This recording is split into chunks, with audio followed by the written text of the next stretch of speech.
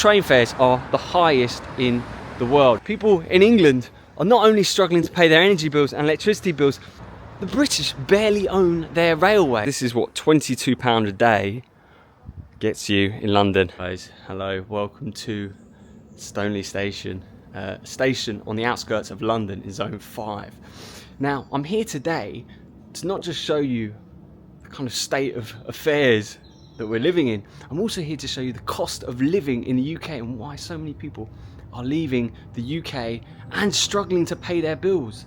I know inflation is happening around the world, but let me tell you, there is nothing worse than what is happening in the UK at the moment. Right now we're at one of the stations, the prime British Railway, one of the most famous in the world. Well, let me tell you, it's also the most expensive in the world. And if you take a look at the station, does it look like it's the most expensive train service in the world? Not really. When you compare it to other nations like China, Malaysia, they've got a lot nicer transport. But I'm here today because I want to show you the cost of things. Now, let's have a look at how much a train ticket here in London to go one stop costs. Let's have a look. Alright, so where do we want to go? One stop up? So we'll go to, let's go to Epsom. There's 2 stops on the train. One way, that's about 6 minutes this. 5 minutes on the train, comes to a total of £4 and 10 pence. £4 and 10 pence. That's to go one way. That's not to even return. That's just one way ticket. And if you go back and we go 3 minutes on the train, let's go to one way. £4. It costs £4 just to go 3 minutes on the train. It's quite phenomenal, really, that, isn't it? And guess what? So the train service here is once every half an hour. So to go up to London, I'm going to be waiting here for another 20 minutes for the next train. Once every half an hour. But let me tell you, the train service doesn't even run every half an hour here. Yesterday, there were almost no trains yesterday because of rain. Believe it or not, I can show you the state of affairs. How much does it cost to go to get a travel card from here? Let's have a look. Travel card 6. So this is to travel around London all day.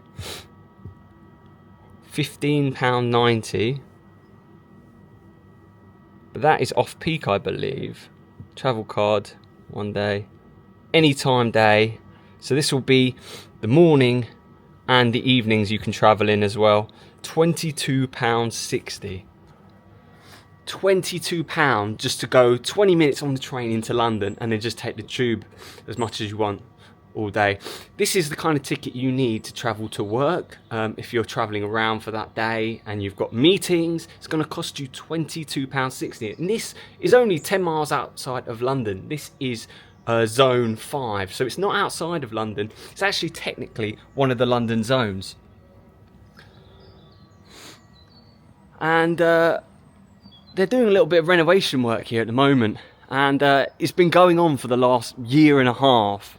As you can see, this is what it's looking like. Pretty slow in actual standards.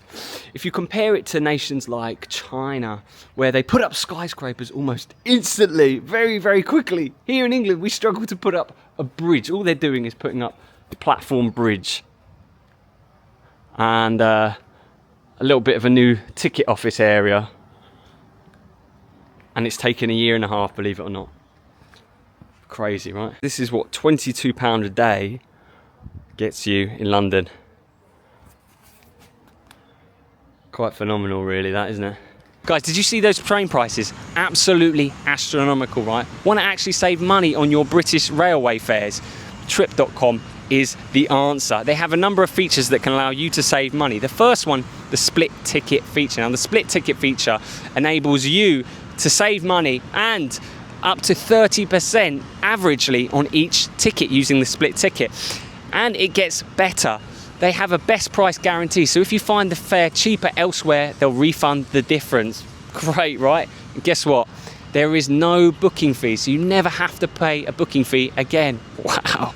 If you want to start saving today, guys, what's really cool is they've got offers on at the moment. If you type in hashtag BTS13, smash it in on the trip.com app, and you can start saving. Check this out. Let me read it to you. Deals for new users, they save 20% off rail cards, 5% off UK trains, 10% off EU trains, and don't worry, if you're an existing user, they've got you covered as well, because you can get 10% off rail cards, 2% off UK trains, and for everyone, they get an extra 20% off northern routes.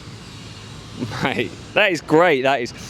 There is a secret bonus. On the 26th of September, they're offering an extra 4% off all train tickets. Did I mention the free rail cards? Guys, they're giving away free rail cards. Limited availability, but that can save you £35. £35 saved, plus 300 averagely saved on the rail fares. That's £335 in your back pocket on those British Railway fares.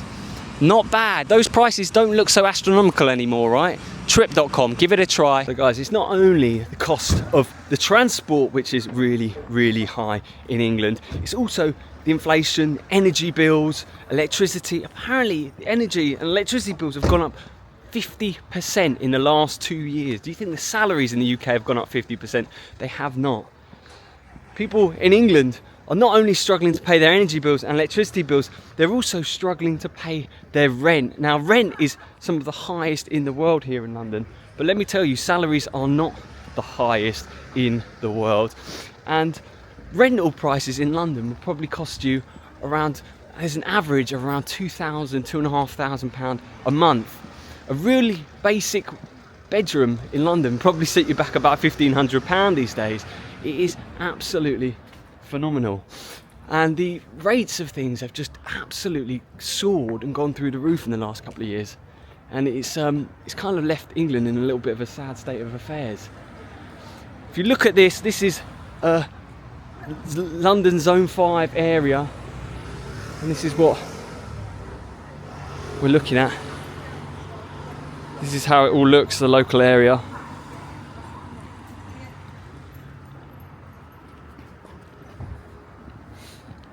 Now, I want to show you how much a property might cost you around in this area. Now, average rents in London are probably about 30 grand, but not very much in the grand scheme of things. If you look at some of the properties here, there's some really nice properties. You can imagine how much they cost. 625,000, wow. It's phenomenal, really. Rosedale Road is just there, 625,000. It'll take you a long time to pay that off, I think. Yule Park Way, wow. Nearly £1 million. It's a lot of money, isn't it? So guys, you can imagine how much housing here is. It's just quite phenomenal. And if you're earning 30 grand a year, and you're paying taxes, you're paying council tax, you're paying electricity and energy bills, which are 50% more than they were 2 years ago. You can just imagine how long that will take you to pay off that house. We've got the most expensive trains in the world. I mean, I used to pay about £250 a month for my train fares. And actually, £250 a month for train fares is actually very good. Nowadays, you're probably close to spending about £400 on train fares here in a Zone 5 area of London. It's really, really, really quite tragic, actually, if you think of it in the grand scheme of things. I mean, even the cost of groceries is just astronomical here. And the cost of food and restaurants is just unheard of. A plate of food in a restaurant would probably cost you about £12 to £14 these days, if not more. And a drink on top of that, you're probably looking at least £20 for a bit of food here in London. I mean, a cup of coffee in London would probably set you back about £3, £3.50, £4 now in this day and age. You can't get a pint of beer for less than £7. Cutting the barbers here will cost you about £14, £15, which I guess in the grand scheme of things would make sense with inflation, but the actual rate of salaries in London has not increased as much as inflation has. and we're in a little bit of a situation in the UK where there's a lot of people actually leaving the UK, and they're leaving to go to places like Thailand, work abroad as digital nomads, because life is actually much better outside of the UK. And those houses you saw for about 600,000, 500,000, let me tell you, you get a property in the UK and you'll be paying serious money. You might be paying something like £2,000 a month, and your flat will have mould. Let me tell you, it's quite common. It will have mice, and it's quite common. It's not done up places like they have in Asia. I mean, if you do a comparison, if you compare it to China, Southeast Asia, you get really nice apartments for, £400 a month, £500 a month, even as little as £300 a month. Some people are paying 250 quid a month. Here in London, you cannot get a one-bedroom apartment for less than 1,500 quid. And the chances are it has mould, it has damage along the ways, and all sorts. I've stayed in some really rotten apartments in London, and it's all we can afford. I think what I meant to say about train fares actually in the UK is our train fares are the highest in the world. Now let me explain to you why the train fares are the highest in the world. Because not only is England super expensive, but the British barely own their railways. Now the railways are owned by the likes of Hong Kong MTR, East Japan Railway, Italian Railway. As you can see on this, a lot of the British railways aren't actually owned by the British. And yet when you compare the prices we pay in the UK for our railways, they are huge in comparison to Japan, in comparison to Korea, where the railways are actually super cheap. Now, I seem to be badgering on about the railway, but when you're in a place like this is Zone 5, and let me tell you, when that railway doesn't work, you can't get anywhere unless you drive. And even when you drive, you've got to pay to go into London, because there's a charge to enter London. I forget the name, but you have to pay. You're essentially stranded here without the trains. That is the madness of this place.